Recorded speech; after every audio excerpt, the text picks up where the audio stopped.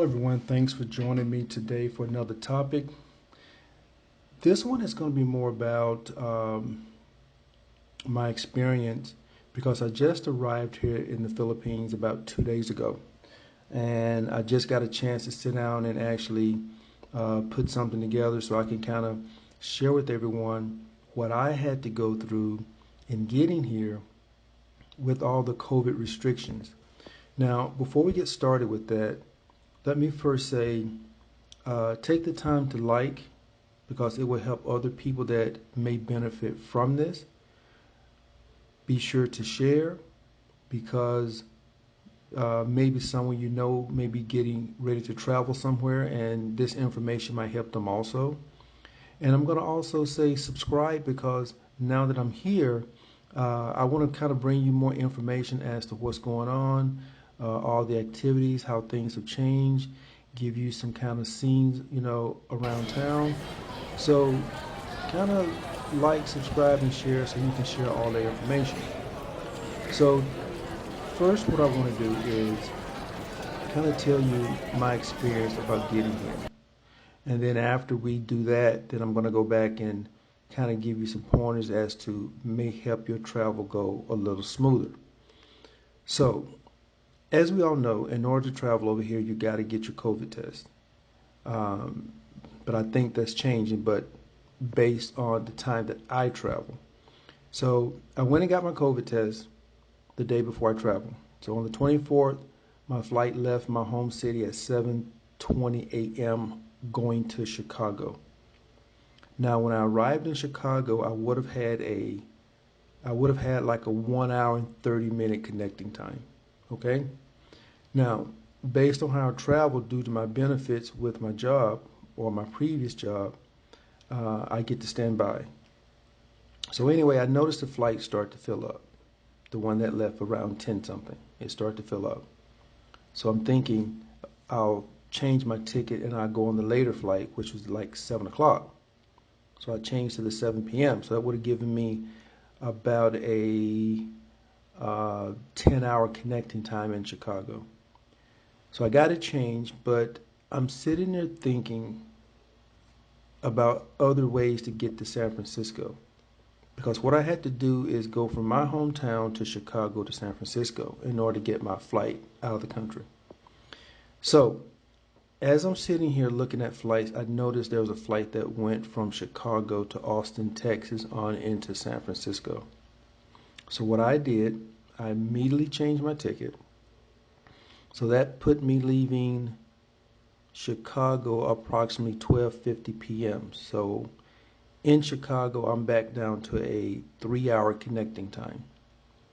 So from Chicago, I left at 12:50 and I went to Austin, Texas, where I got there approximately 3:20ish, okay?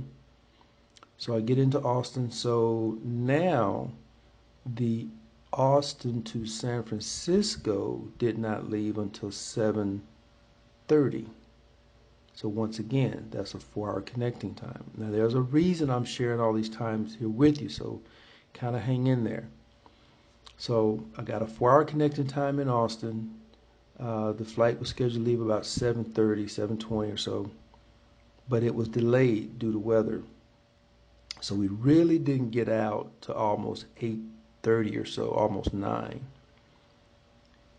So by the time the flight leaves Austin, we get into San Francisco. It was exactly 11:38 p.m. when we landed. At this time, everything in the airport was closed. So I just kind of made myself at home inside the terminal. So from 11:38 p.m. until early the next morning, about 6 a.m., I pretty much sat around doing nothing. So around 6 a.m., I got me a bite to eat.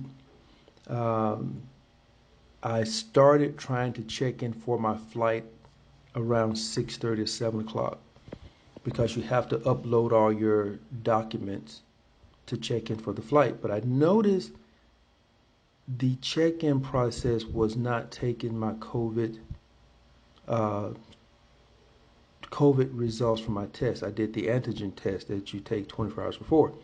It kept showing pending. So after multiple attempts of trying to check in, I go to the gate. Now on my app, the app was showing that the flight was going out of gate G as in George 6. I go down to G6. Nobody was there. I went twice. So now we push at 9:15, 9:30, and nobody's still at the gate. Now the flight leaves in about an hour.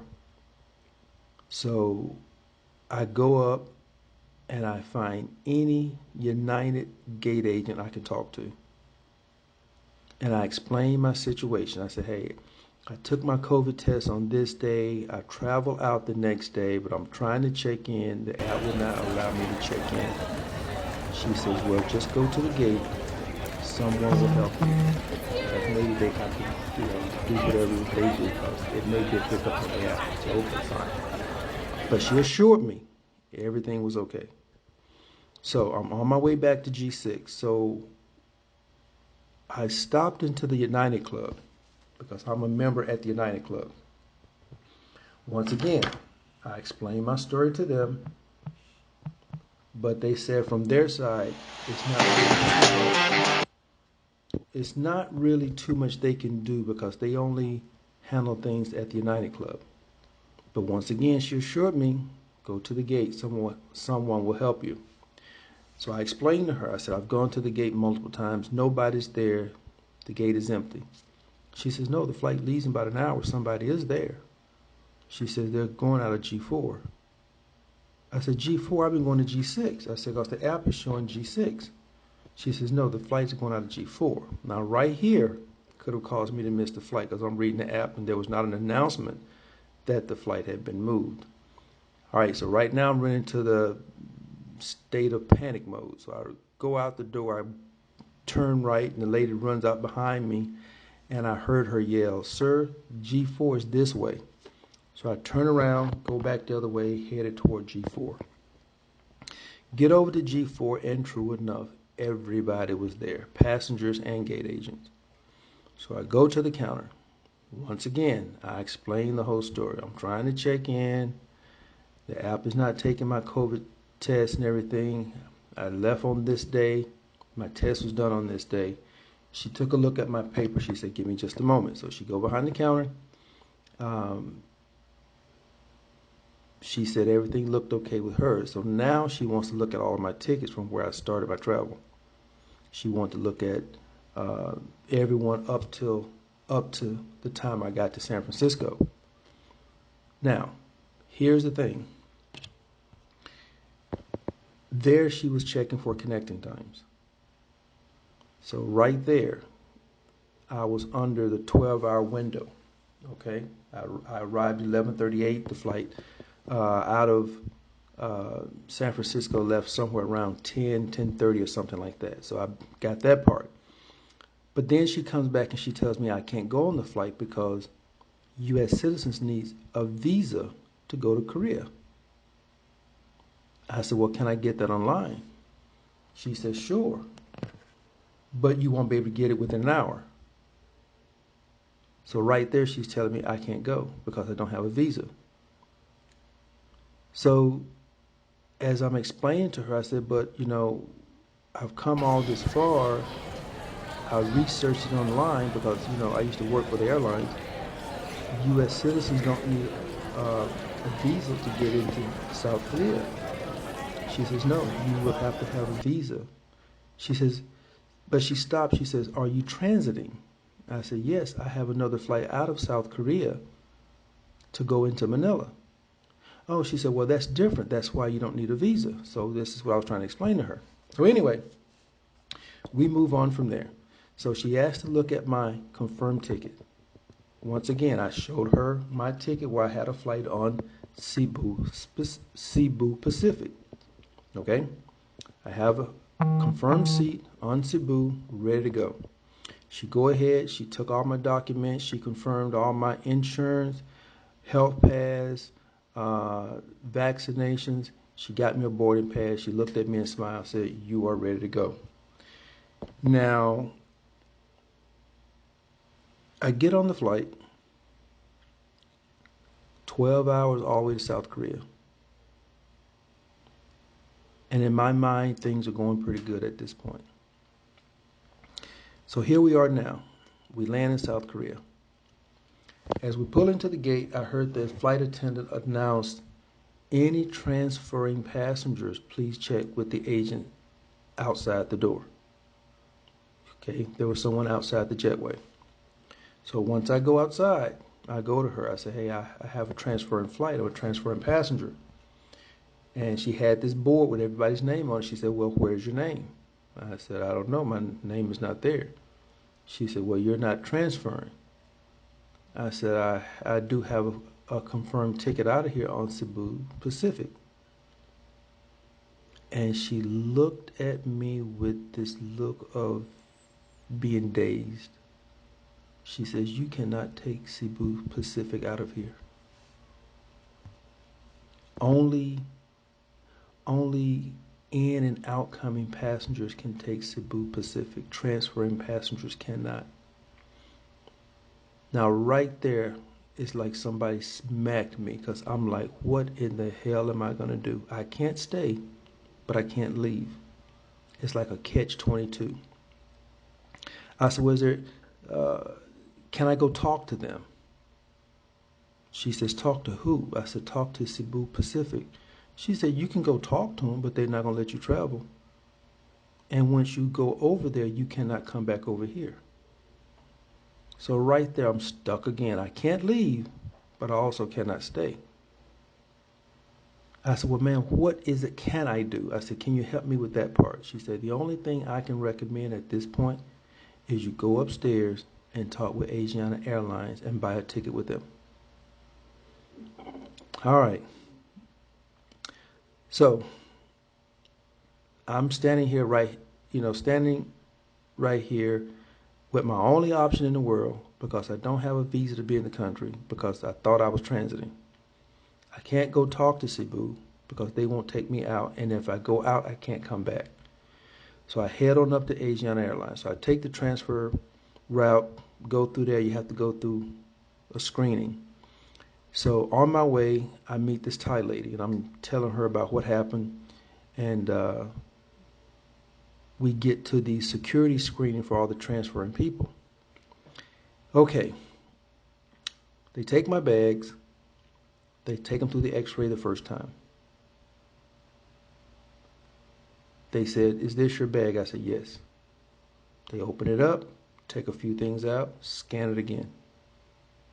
The second time, they open it up, take a few more things out, scan it again.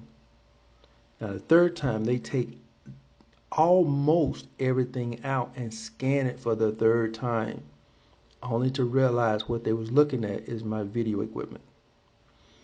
Now, while they're doing all this, scanning my bags 3 or 4 times, the Thai lady is standing right outside waiting on me.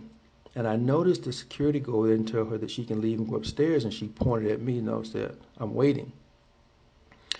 So once they go through all that, they help put everything back in my bag, tell me I can go.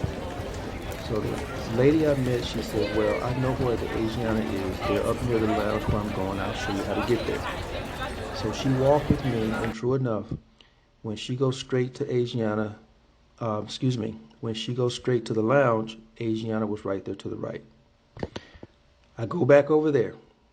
I repeat my same story. I start on this day. I travel on this day.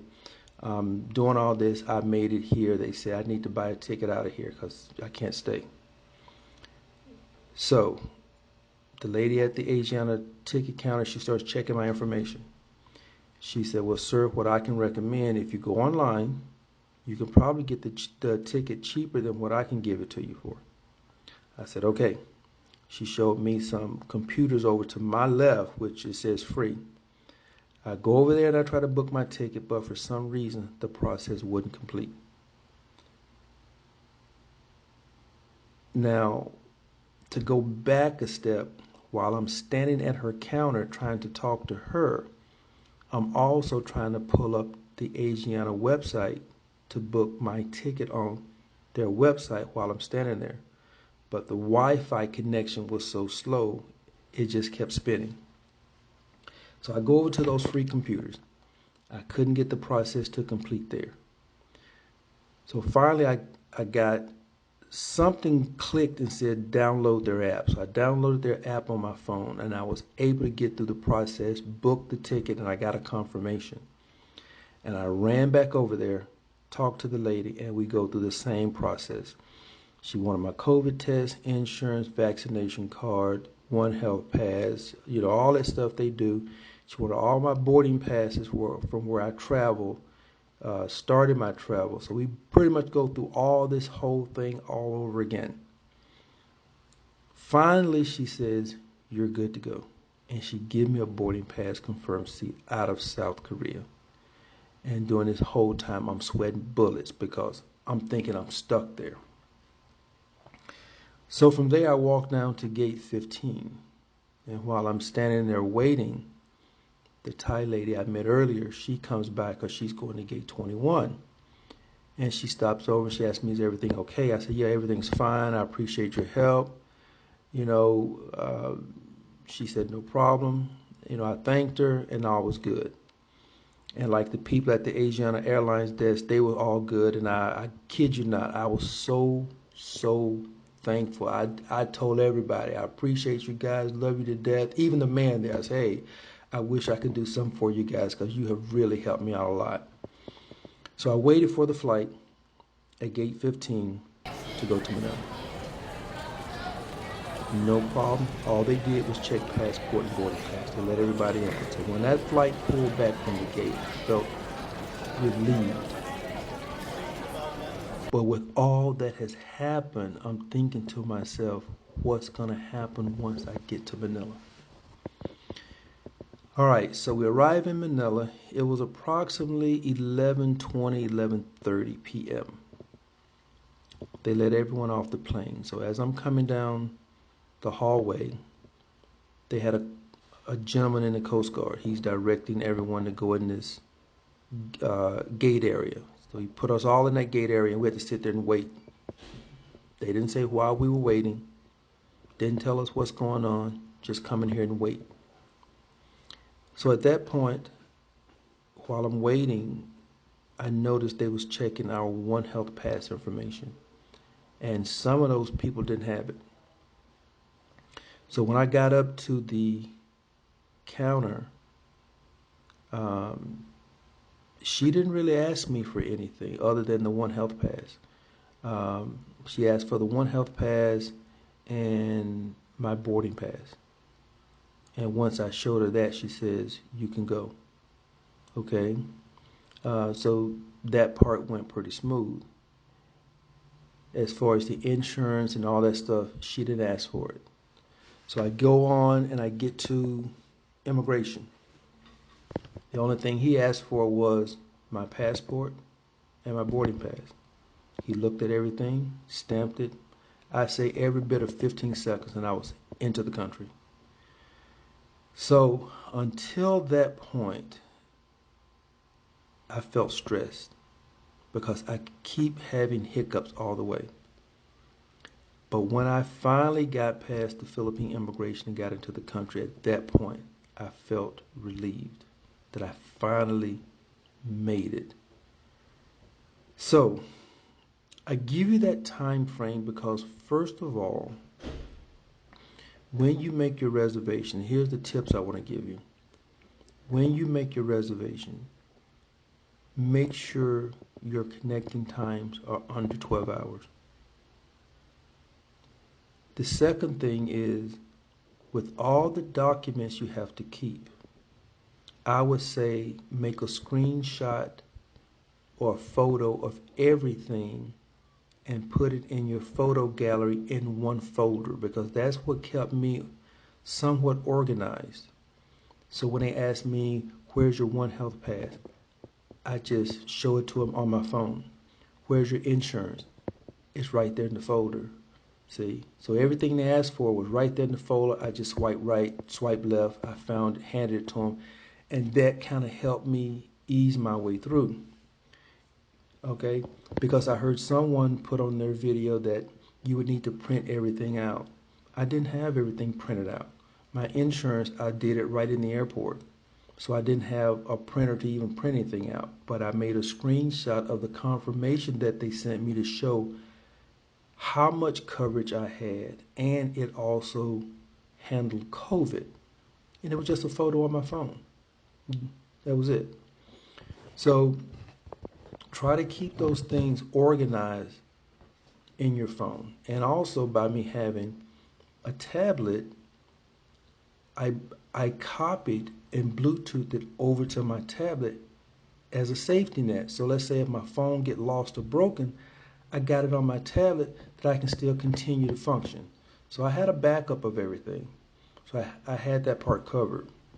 Uh, so I think we say what, keep your connection times under 12, keep all your boarding passes, and keep all your COVID information in a file on your phone.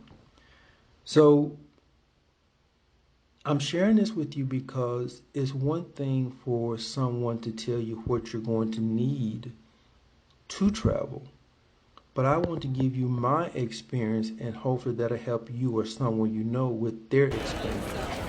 So when you're transiting countries, keep in mind where you're transiting and what's needed, because when I made the reservation with Cebu Pacific, nowhere in there, in that process, it said, we cannot take you as a transfer passenger. So I booked the ticket. Okay? I thought it was a legitimate booking, only to find out I would have been stuck in South Korea if Asiana Airlines wasn't upstairs. So that's pretty much what happened to me. And I just want to share that with you to kind of help give you an idea of what's happening. Now, as of this morning, I got a message that the COVID testing part is supposed to come to an end by May 30th. But I'm going to verify that and I'm going to get back with you guys. But what I want to say before I go is, if you will, please like, so that it will help other people find it and it may help them. If you know anyone that's going to travel, please share this with them because it may help them in their experience. And also subscribe and hit the notification bell, because now that I'm here, boots on the ground, I want to be bringing you more updates, photos, videos, things that's going on, to kind of share that information with you guys, okay? So if you don't mind, do those 3 things for me. Let's get things rolling. Like, subscribe, share. Take care. See you on the next video.